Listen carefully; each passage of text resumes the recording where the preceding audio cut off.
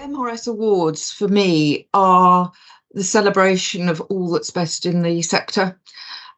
It covers a vast array of types of product, of methodologies. In fact, it's totally methodologically neutral, but it is a chance to showcase some amazing pieces of work, which otherwise people would never see. Particularly in the UK, where we have a really great social research sector, alongside a fantabulous market research sector and economic research and various other things. But I believe very strongly that it's a feeding of ideas that come from difficult research in social feed into marketing, and then the marketing research feeds back into social, and we actually create one of the most skilled talent bases in the world in this country, and this is a celebration of that. Yeah, indeed. And I think certainly from an attendee perspective, for me, the MRS Awards are truly the premier global market research event of the year. It's an evening full of excitement, glamour, and celebration. And the event certainly for me is such a highlight on the calendar that since my first awards, which will be exactly 10 years ago this year, wherever in the world I've lived, certainly when the MRS Awards have been on and we've not been facing global pandemics that have stopped it, it's been a total non-negotiable to attend. It truly is a unique experience for so many of the industry's most celebrated individuals, from those both early in their career and those later in their career, to come together and remark on another year of fantastic achievements in our sector. I think it means everything. I mean, we're not a highly paid sector. You don't come to work to be a rich person. You come to work because you're curious, I think, in our sector. But this is the culmination where your peers are actually saying, yeah, good job. It's not like some awards where you actually find that almost anything can get an award, and I'm not going to point the finger. Our judges are tough.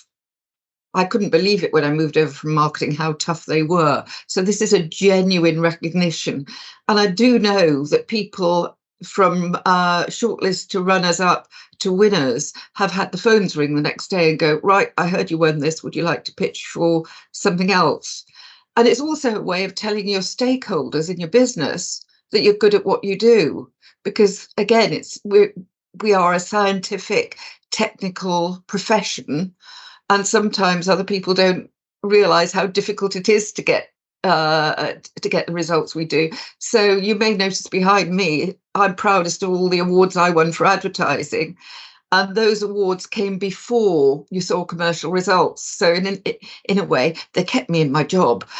And I think the great thing about the MRS Awards is that if you take one of these back, and particularly things like the President's Medal, which goes to people who have no chance of being entered normally into an award, it reverberates around their organisation and they realise, wow, there's something good going on there.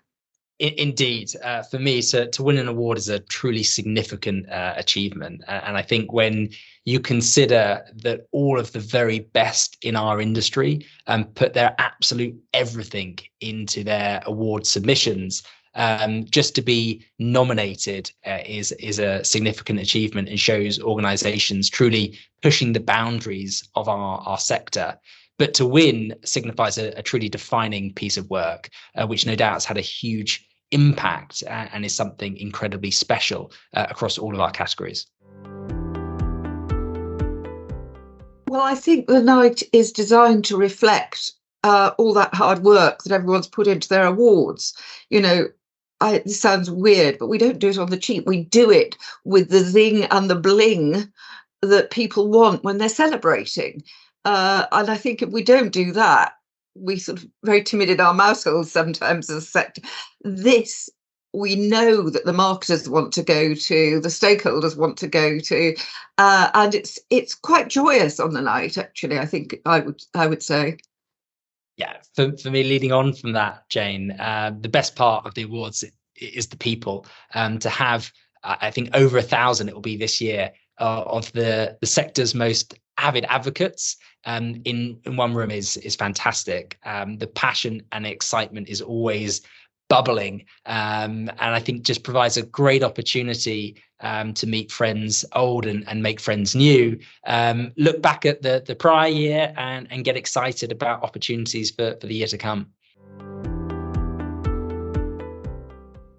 Oh, well, personally, I use market research to really change organizations, and I sort of joke that it was a piece of research got me my CBE, but it is that insight that is transformational, and I frequently see that up on the podium. I think one of the things that I was proudest of over the last 3 years was all the way our industry walked into the COVID epidemic and actually contributed to bringing everyone out of it. You know, all that science that you saw every day on the TV, that was market researchers going out and getting a lot of those results. We really ought to reflect how much we do that changes society, changes commerce, and really impacts everyone's daily lives. Yeah, I think the societal impact is a big hit for me. Clearly, every year we champion phenomenal commercial research covering the length and breadth of all of the industries, and all of that research delivers incredible outcomes. But I love the fact that the MRS Awards never loses sight of the impact research can have the greater good of society. And I think particularly in the challenging times we currently live in and those right this moment, it's difficult for me to look beyond the President's Medal and last year's winners as well. Gimon as a real winning moment for our industry and highlights the impact it can have.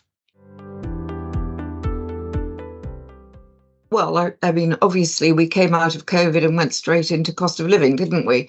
And that really has had a dampening effect on growth. We're not in decline, but it's had a dampening effect on growth. But interestingly enough, crises mean that in general, people put more money into research. So COVID, when we saw the close or the collapse of the market for the first sort of 2 to 3 months, and then for a lot of people it actually grew, because a lot of boardrooms and the government were saying we need to understand how people are reacting to things we've never done before, they've never seen before, and it's really important that we actually know more about consumers and the public than in previous years. So for our client side members, people like Tesco and RB, they actually got closer to the boardroom as a result. And the challenge, I think, going forward will be to stay there. And that's what we will be hoping to work with the Senior Client Council on going forward, because if clients are in the right place, then obviously the supply chain is in a much healthier place. Certainly, to add to that, I think it's fair to say that the industry, like many others, has faced a challenging economic environment this year. Inflation, interest rates, uncertainty have played a role in a much more conservative approach to budgets and to spending. But I think despite this, it's always incredible at how resilient and innovative our industry can be. And I think the excitement for me is seeing a lot of those new initiatives come to bear to drive organizations forward.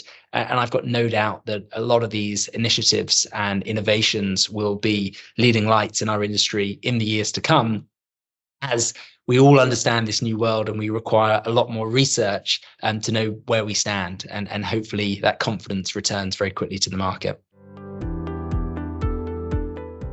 For me, my belief is that we as an industry do our very best work when we spend our time understanding the challenges that we're trying to solve and finding those defining insights that drive it forward. And so the trends that I am most excited about are those that drive efficiency in the right places. How do we ensure that the time as researchers is spent creating the biggest impact, working on solving those challenges and driving forward those insights and getting the right seats in the boardrooms to have the impact that we so rightly deserve, and that we move the conversation on from processes and approaches to true impact and insight. So technology that can enable us to do that, I think, is going to have a big impact. Well, I think Lewis is absolutely right. As long as we are focused on outcomes, the current technological developments can only be a good thing. If what we're doing is using the current technological developments either just as jargon to confuse people, or as a way of cutting costs rather than increasing efficiency, which I think is where we need to be, then we've got a load of new weapons at our disposal, and anything that feeds or enables us to be answering those questions that our collective curious minds are desperate to get an answer to has got to be a good thing. I will say that I tend to be slightly cynical about a lot of these things, and I've seen them come and go. And I do remember when everyone a few years ago was big data had to be the thing, didn't it? Big data. We said smart data needs to be the thing because there's nothing good inherently about big. Neither is there anything good inherently about artificial. This has to be the emphasis on the intelligence. And I think as long as we do that, and as long as we embrace the new developments with open arms and look for the opportunities and keep an open dialogue, explain to people what it means, that it's not going to be free. I think there are so many opportunities in the technical developments that are coming over the hill at the moment. I think we've seen over the last few years, and particularly in recent years, people really trying to expand our industry, trying to use technology in the right areas to put research in the hands of those who historically haven't had access to it. And I think clearly that needs to be correctly parametered, so that we don't let people loose and they can be dangerous. But I think it's really exciting to really expand our industry. I think historically the big spenders in our sector have been the biggest organizations in the world.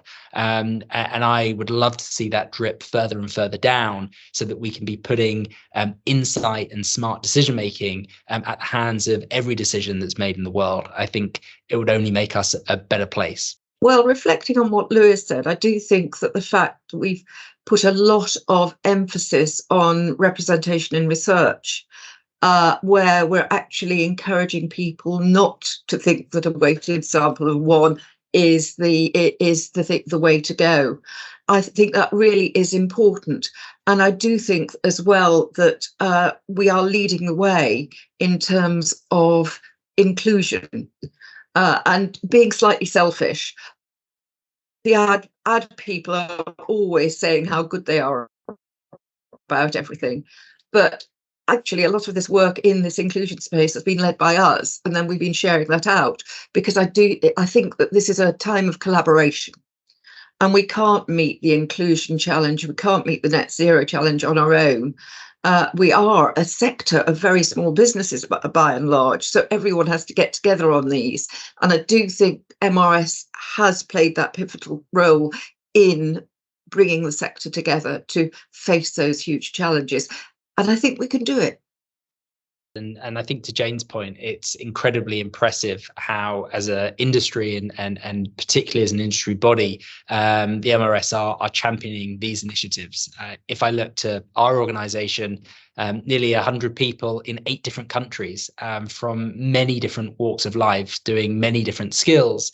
And the fact that we can bring everyone together in a safe environment where everyone can flourish is incredibly exciting, and I think only makes us as an organisation and us as an industry a much better place. So I'm one for the MRS continuing to push the boundaries and truly lead the way in all of these areas. Ourselves. We don't go out and say to people enough, this is the difference that we can make. We don't have the capacity frequently, and I think we need to build it, to go out and make the case for things like intelligence capital, which is, you know, what if you use research right, add to it a learning organisation and empowered staff, it is a competitive advantage.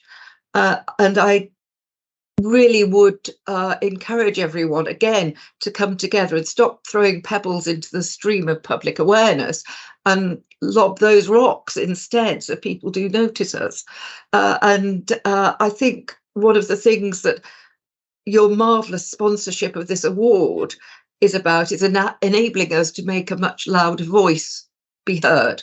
I just utterly concur with Jane. I think as someone that spent their entire career in the market research sector, we should just be a lot prouder of ourselves. We should be proud to let our family and friends know what we do, because the work that we're doing has massive impact.